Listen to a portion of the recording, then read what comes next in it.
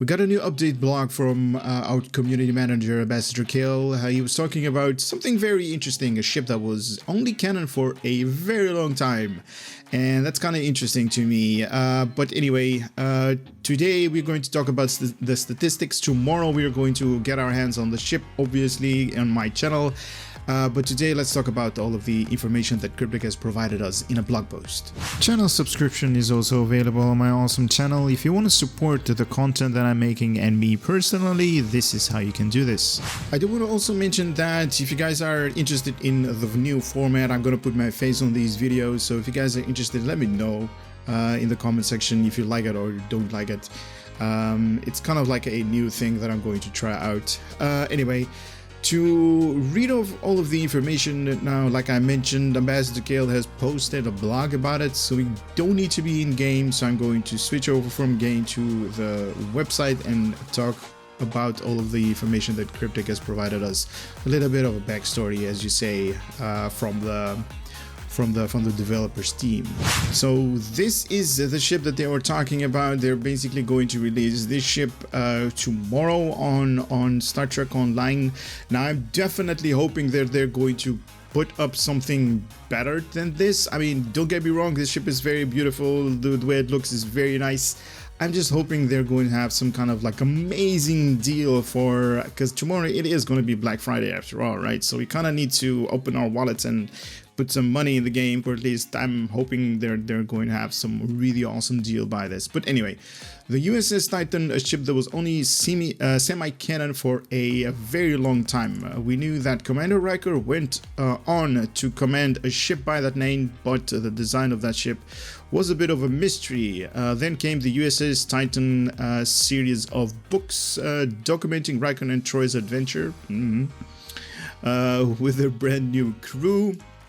When these books launched, Simon and Schuster, don't know who these guys are, but I'm guessing it has to do with these series of books, held a contest to design the new Luna class, and it was won by Sean. I don't even know how to pronounce this. Let me see if my text-to-speech. Sean Tourangeau. That guy.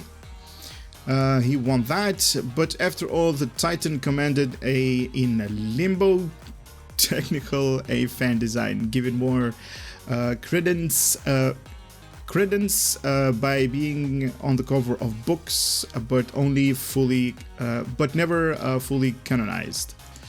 That is until the USS Cerrito had it needed a hand, and then the Titan joined the fray. So it's, you guys know where the USS Cerrito comes from. While SDO has had the Luna class in the game for some time, the first official appearance of the the Titan gave us the opportunity not only to update the look of the Luna class, but to create a brand new Tier 6 Titan class starship. This ship will be available in the Zen store November 12th for 3,000 Zen. So let's take a closer look. Now, I am really appreciative that they are putting these ships for the normal price of a Tier 6, the normal 3,000 Zen. So that's definitely dope by me. I love it. I'm definitely going to grab this thing, as you know, the clock is gonna hit November 20th. That's basically a day from now. But anyway, these are the statistics. So Titan class science destroyer, so it is a science destroyer, so I'm guessing it's gonna have like a secondary deflector dish slot or at least the normal stuff. Anyway, named after the legendary ship commanded by William T. Riker, the Titan class science destroyers is a little like Riker himself. It's a balance between exploring the galaxy and gearing up to fight when necessary. Oh, I like that. I like that. As a science destroyer, the ship has two modes that can switch between science and tactical. It is also equipped with a console designed to disable enemy systems effectively taking them out of the fight for a brief time. She has also been loaded with an advanced subspace communication device, all right, allowing you to summon the aid of your faction's starship at a moment's notice. Oh, I like that. Oh, that's interesting. I like that. This ship features a commander science, lieutenant commander science, a command, and a lieutenant commander tactical seat. So no specialization seats. Okay. Oh, sorry. Command. It's only the command. Okay, so only the command specialization seat that this thing features. So it's a commander science, a lieutenant commander science / command, and a lieutenant commander tactical seat. So the only specialization you have is command. So I'm guessing like torpedoes and all that good stuff is going to be very good for this thing. Additionally, players who own the Titan class Science Destroyer Tier 6 will be able to purchase the all-new Fleet Titan class Science Destroyer for their fleet with 1 fleet ship module and 20,000 fleet credits. Now, if you guys don't know, fleet modules can be obtained on the Zen store, and these fleet credits you can basically get from donating to the fleet. You're basically going to get fleet credits, and fleet credits are only used to buy items from the fleet bases. So the rest, they're not really valuable, but in this case, you kind of need 20,000 fleet credits and 1 fleet ship module that you basically get from finishing reputation tiers as well these days. Or you can buy them on the exchange or buy them on the Zen store. Lots of ways to get fleet ship modules. Fleet ship modules are items used in the game purchasing fleet versions of ships. They are slightly stronger than the original counterpart. You can obtain the Zen store for 500 Zen. Okay, there we go. Purchasing one of them for another on the exchange, or get it free by obtaining any tier 6 reputation. I just said all of that. Fleet credit are by donating projects to your fleet. Okay, so I just mentioned that. Okay, cool. You got it twice now. Okay, so details. This is only going to be available to the Federation and Federation Aligned Tier 6. Required completing the tutorial or skipping the tutorial, or just coming out of the tutorial is going to be able to purchase this thing. Hull strength of 1.4, shield modifier 1.325. 4 members on the front, 3 on the aft, room for 3 device slots. Console modification for tactical, so definitely DPS oriented. 2 engineering, so not so heavy on survivability, and also 4 of them science, so definitely balance between tactical and science. Very nice. Even though I am seeing that this thing only has 10 console slots, kind of lacking in console slots, to be honest. But I guess that's where you get the upgrade tokens to make this a tier 6X. Base turn rate of 13 degrees per second with an impulse modifier of 0.15, inertia rating of 55, plus, what the hell is plus? Plus 5 to weapon power, plus 15 to auxiliary power. This thing can also load the dual cannons, dual heavy cannons.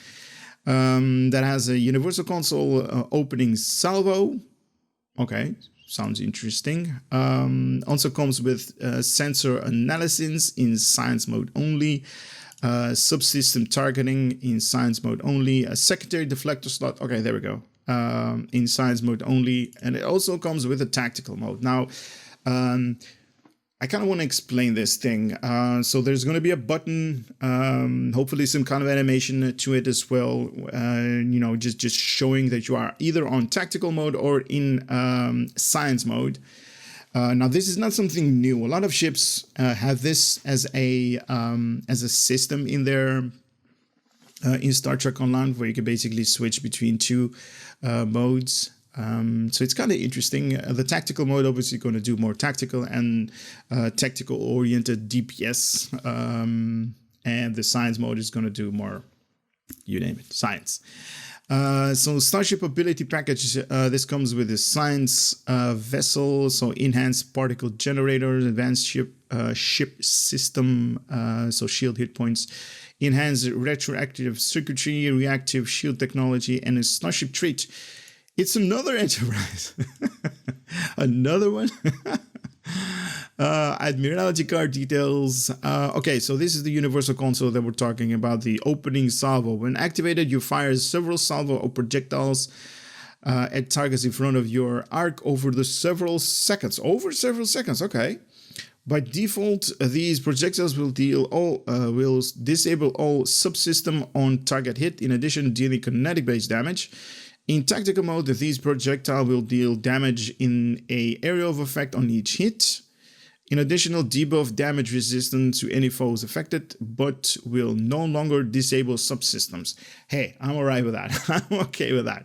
So I wonder what these consoles are actually going to do on different ships, because it is a universal console, and if you don't have the mode tactical or science, what's it going to do then?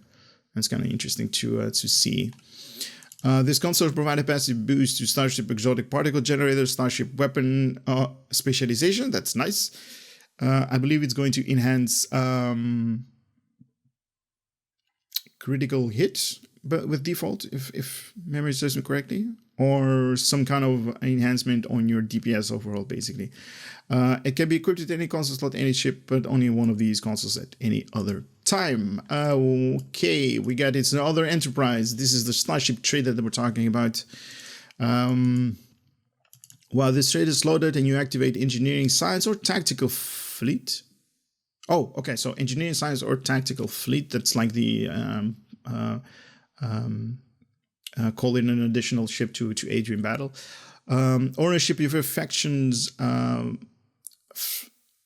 ownership of your faction's flagship class will warp in to assist you for several seconds. The Federation character will summon the Odyssey, Klingon character will summon the Bortas Q, Romulan character will summon the Scimitar. Oh, that's so good to see that in action. Hopefully it's going to be the tier 6 Scimitar. And the Scimitar will summon the Vanguard Dreadnought Cruiser. Nice. So all factions are going to summon a very awesome fleet ship that they're going to have with this. And I'm seeing some kind of like different version of this thing right here. That's nice. This is basically the let me open this thing in a better window so you guys can see. It's called the USS Comet. That's the designated name of this thing. I like it though. I like it. The nacelles are like pointed downwards, and we got the deflector dish on top. Cool. I like that. Normally the deflector dish is underneath and kind of looks like it's upside down. Like it. I like it. So this is the fleet variant. So the fleet Titan size destroyer tier 6. So you, like mentioned before, you can buy this thing with a fleet module and 20,000 fleet credits. It's not that much, to be honest. Don't let it scare you, the amount of resources that you're going to need for this thing. So again, this is only for the Federation and Federation aligned. Year of the Klingons. Where are the Klingon ships? Is the big questions. Maybe we're going to get some Klingon stuff on the Black Friday deals. If that's going to be the case, it's going to be very interesting and hopefully something good. Hull strength modifier 1.21, shield modifier 1.4575. That's nice. Not bad. Forward weapons 4, aft weapons 3, devices 3, console modification 4, tactical 2, engineering, and 5 science. There we go, 5 science. Now, I wonder if you can upgrade the fleet-based ships to tier 6X. If that's going to be the case, it's probably going to be the case as well. You're going to get an extra console slot, so that's going to be 4 tactical, 2 engineering, 5 science, and 1 universal console slot. So that's going to be amazing to have. So that's going to be 12 console slot ship to where you can fly. For the rest, all of the statistic and the numbers are going to be exactly the same. The difference between fleet ships and normal original tier 6 ships is that they have 1 extra universal, or at least 1 extra console, and a little bit, or I believe it's 10% more hull strength and shield hit points. For the rest, everything is oh, okay, that's it. Everything is basically the same. So guys, I am really excited about tomorrow. Definitely you guys can expect a review on my channel. I don't know if I'm going to buy the fleet variant just to make the review though, because like I mentioned, the only thing that's going to change is you're going to get an extra universal console slot and a little bit 10% in whole hit points and shields. For the rest, everything is going to be the same. So I don't know if I'm going to be able, to put that many resources into basically just to make a video. So, but anyway, I'm really excited. Hopefully they're going to have something, for tomorrow, because, Black Friday, definitely time for us to open up our wallets and drop some money into the game. So stay tuned for that, guys. I would love to see you on the next video. Take care. Later.